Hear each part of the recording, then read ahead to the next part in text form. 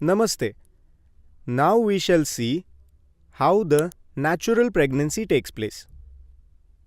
For natural pregnancy, four things are necessary, or we can say four factors: egg, sperm, uterus, and fallopian tube.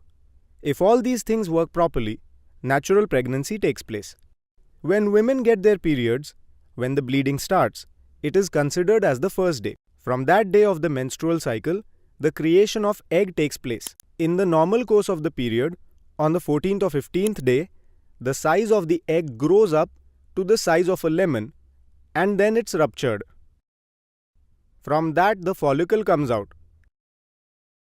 This follicle is extremely small as 1/4 the size of a dot that you can make on a paper with the help of a pen. Hence, it cannot be seen either through sonography or with the naked eye. This follicle comes in the fallopian tube. In those 15 days, while the egg is maturing, due to the hormonal growth, the uterus lining, which is also called endometrium, grows. It creates a healthy environment for the embryo and waits for the implantation.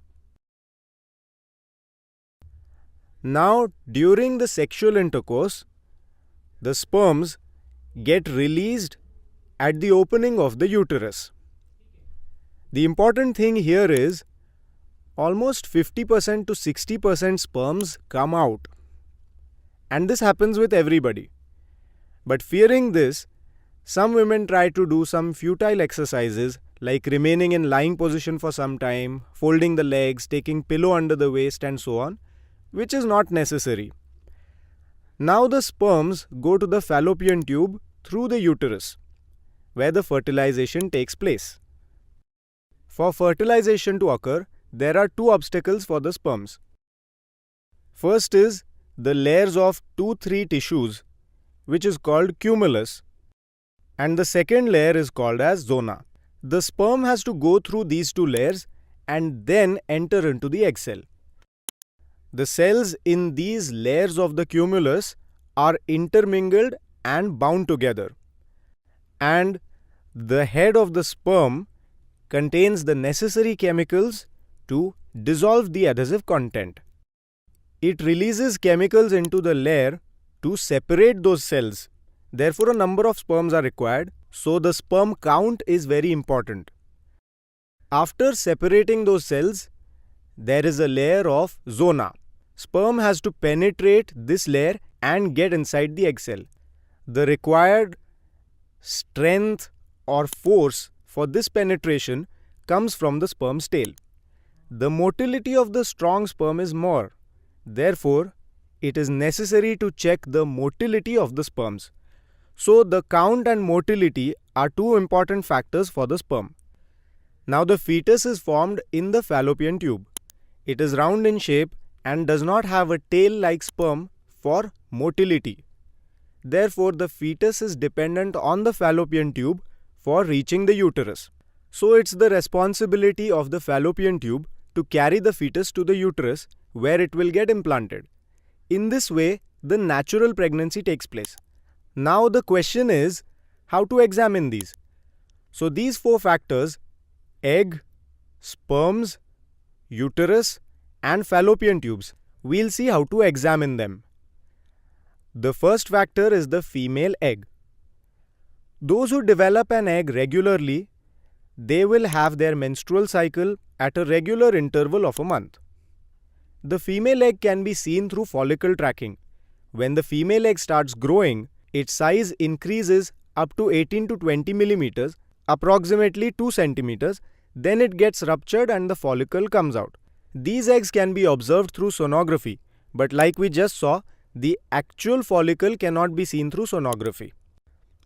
The quantity of the female seeds can be seen through sonography and it diminishes after the age of 30 to 32. Therefore, the chances of pregnancy are reduced after the age of 30 to 32.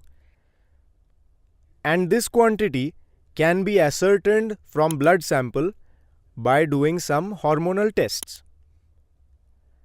The second factor is the sperms. There are two important things to be examined: the count and the speed or motility of the sperms. These can be checked under a microscope. After abstaining for 3 to 5 days, the sperm sample is collected and we can check under microscope. This is the second factor. The third factor is uterus, which can be seen by sonography. In this, the size of the uterus, if any abscess is there, and lining of the uterus are examined. The important thing to be seen is whether the lining of the uterus is suitable. It should be 10 mm thick or more by the 15th day of the period. If there is any problem in the uterus, hysteroscopy is done. This is a minor operation performed by inserting the camera inside the uterus after giving anesthesia. The next and last factor is fallopian tubes. The fallopian tubes are checked in two ways. First is by X-ray, in which a dye is inserted through the uterus, which indicates whether the fallopian tube is open or not. This test is very simple and can be done at low cost, but this gives limited information. The second test is laparoscopy, also called endoscopy, which is done with the help of a camera after administering anesthesia. We see if there is any excessive growth in the fallopian tube, whether it is swollen and whether it is open. The advantage of this test is, if the fallopian tube is closed, it can be opened in this process. If there is an obstruction, it is cleared to make the tubes open. Also, if there are any adhesions, they can be rectified or separated through laparoscopy. They can be repaired. So this is how we conduct the tests for all these factors.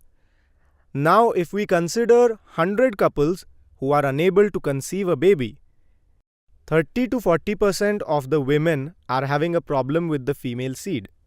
Approximately 30 to 40% of the men have a problem with their sperms. 20% have the problem of the uterus and 30% have the problem of the fallopian tube. Some couples have one of the problems, while others have more than one problem. For example, problem with the female seed and the sperms. After we complete the checkups and get all the necessary information, we can identify the problem and then we can plan the treatment to rectify the same.